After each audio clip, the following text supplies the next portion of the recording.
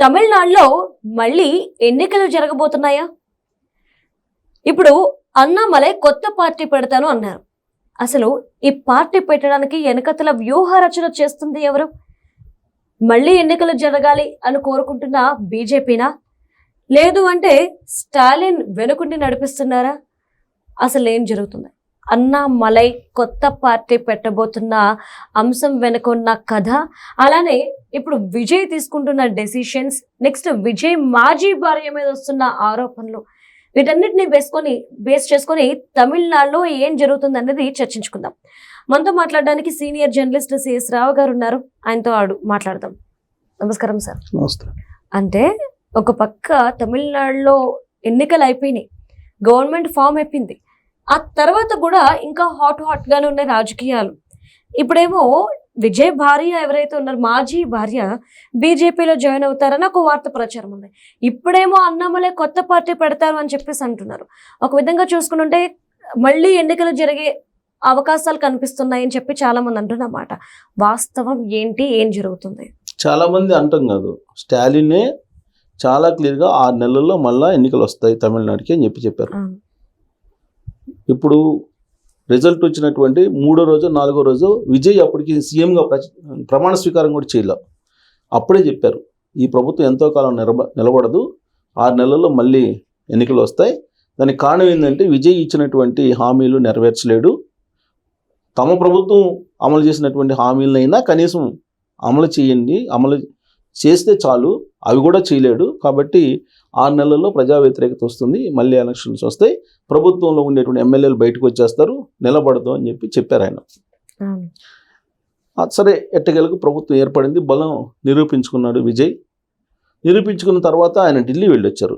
మొన్న 4 రోజుల క్రితం వెళ్ళొచ్చారు. వెళ్ళి వచ్చిన తర్వాత ఆయన వాయిస్ మారింది. ఏం మారింది? ఆయన బ్లేజర్ గురించి మాట్లాడుతున్నారు అందరూ. ఇది ఆయన వేసుకుంటున్నటువంటి coat, black and white coat గురించి మాట్లాడుతున్నారు అందరూ. దాన్ని ఒక పెద్ద ఇష్యూ చేస్తున్నారు, బ్లాక్ అండ్ వైట్ అనేది. సో ప్రతి అంశాన్ని కూడా ఇష్యూ చేసి లబ్ధి పొందాలనుకుంటున్నారు. ఆ లబ్ధి పొందాలనుకుంటున్నటువంటి వాళ్ళు ఎవరని అంటే డిఎంకే పార్టీ, స్టాలిన్ అని చెప్పి అంటున్నారు.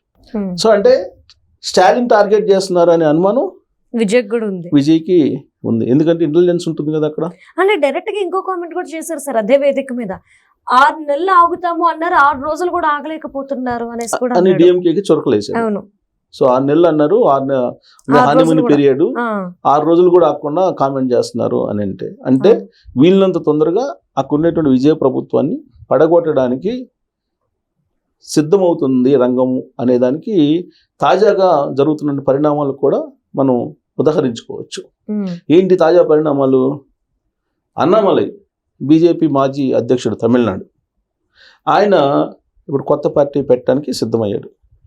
సిద్ధమైనటువంటి ఆయన ఎక్కడికి వెళ్ళాడు? ఢిల్లీ వెళ్ళాడు. ఢిల్లీ వెళ్ళి నితిన్ నబీన్ని కలిశాడు. నితిన్ నబీన్ ఎవరు? బీజేపీ జాతీయ అధ్యక్షుడు.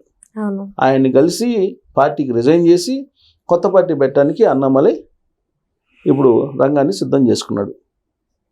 మరి ఆ పార్టీని ఎవరు పెట్టిస్తున్నట్టు, ఎందుకు పెట్టిస్తున్నట్టు అనేది క్వశ్చన్ వేసుకుంటే వచ్చేటువంటి సమాధానం ఎవరికైనా ఈజీగా వచ్చేస్తుంది.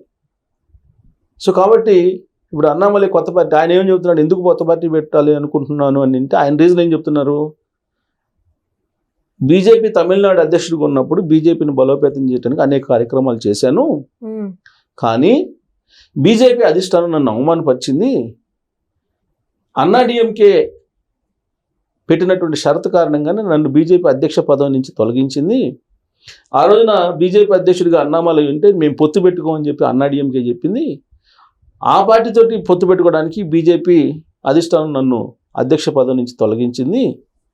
కాబట్టి నేను ఈ పార్టీలో ఉండను, నేను కొత్త పార్టీ పెట్టుకుని జనాల్లోకి వెళ్తాను అని చెప్పి ఆయన ఇప్పుడు ప్రయత్నం చేస్తున్నాడు. ఇంకో డెవలప్మెంట్ ఏంటి? సంగీత, విజయ్ మొదటి భార్య, ఇంకా విడాకులు తీసుకోవాలా.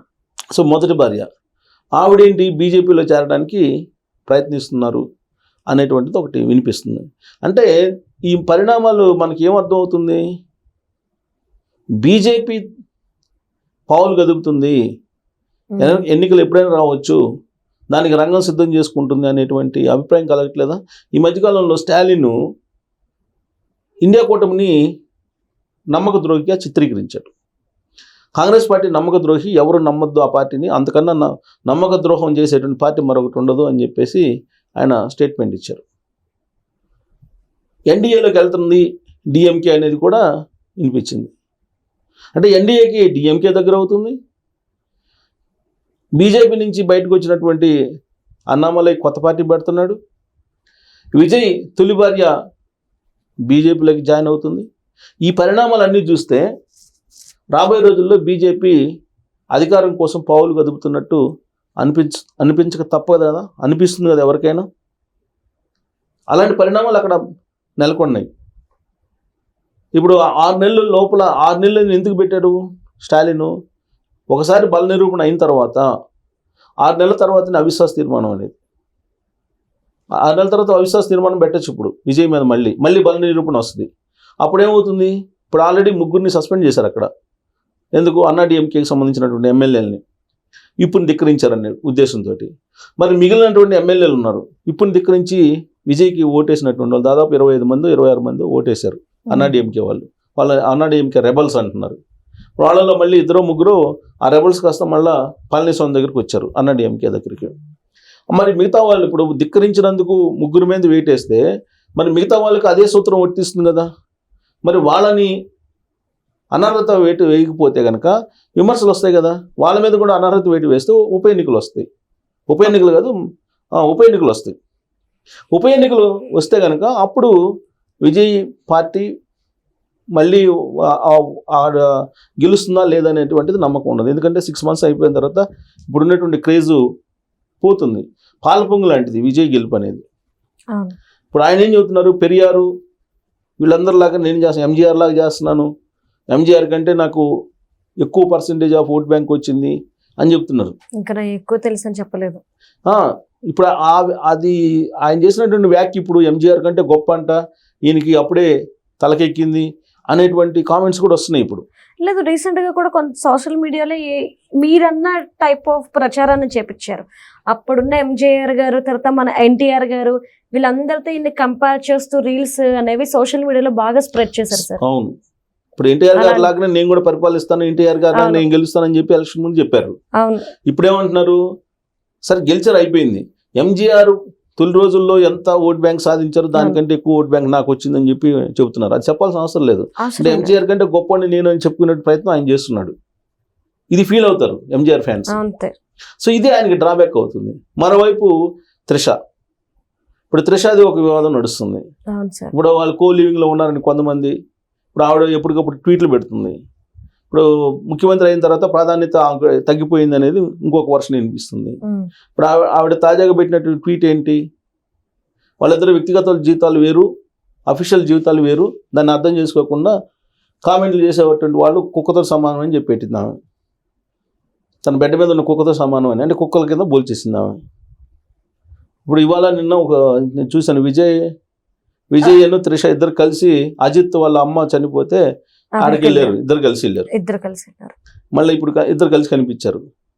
మరి వాళ్ళిద్దరు కలిసి కనిపిస్తున్నారు, ఎక్కడికి పోయినా కామెంట్స్ అది పెట్టద్దు అంటున్నారు. ఆయనేమో ముఖ్యమంత్రి, ఈవిడేమో హీరోయిన్, ఇంకా భార్యకి విడాకులు కాలేదు. మరి ఆ రిలేషన్ని కామెంట్ నెట్జన్లు కామెంట్ చేస్తారు కదా, కామెంట్ చేయకుండా ఉంటారు కదా. ఇప్పుడు కామెంట్ చేసేటువంటి వాళ్ళ పట్ల ఆవిడ ఆ విధంగా మాట్లాడినప్పుడు ఆ ఇంపాక్ట్ విజయ్ మీద పడుతుంది కదా. సో ఇవన్నీ పరిణామాలన్నీ కూడా విజయ్కి అయితే ప్రతికూలంగా కనిపిస్తూ ఉన్నాయి. ఉప ఎన్నికలు తీసుకురావడానికి బీజేపీ పావులు కదుపుతుంది రాజకీయంగా అనేది తమిళనాడులో రాజకీయ పరిణామాలని నిశ్చితంగా పరిశీలిస్తే అర్థమవుతుంది. ఉప ఎన్నికలు వస్తే ఎప్పుడు వస్తాయి? వచ్చే ఏడాది 5-6 రాష్ట్రాలకు ఎన్నికలు ఉన్నాయి. వాటితో పాటు ఇవి కూడా వచ్చే అవకాశం ఉంది. వీలుంటే కర్ణాటకను కూడా ఇలానే చేసేసి అక్కడ కూడా ఉప ఎన్నికలు వచ్చేదానికి అవకాశాలు లేకపోలేదు అనేది ఇప్పుడు రాజకీయ వర్గాల్లో వినిపిస్తుంది.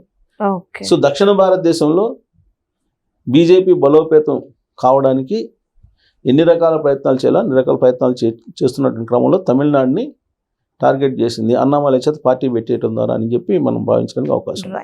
Thank you so much sir. Thank you.